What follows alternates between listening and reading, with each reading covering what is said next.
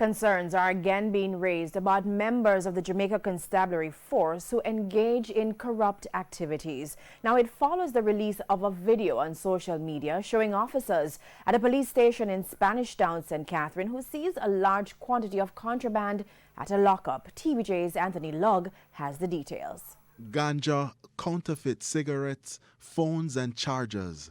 These are just some of the items seized by the police at a Spanish Town lockup sometime last week. This type of seizure is nothing new. For years, there's been a constant battle in addressing the issue by successive administrators. Still, the practice continues. For many, the video raises questions about how the contraband enters the jail cell. In the video, some police officers are heard condemning the practice. They never have one. Police are carrying them. Yeah, police are carrying them. And the corrupt police don't want to hold now. Yeah, man. The corrupt police don't want to hold now. But let's go back to the video. The packages seized also contain the names of prisoners.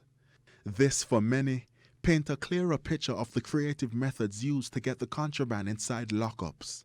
The video, which has been circulating on social media, has also stirred outrage among persons.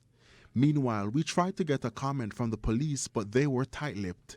In 2018, then State Minister for National Security Rudyard Spencer said the government would be reviewing the Corrections Act to revise outdated aspects of the law by hiking fines for trafficking contraband into prisons. To date, there has been no update. Anthony Lugg, TVJ News.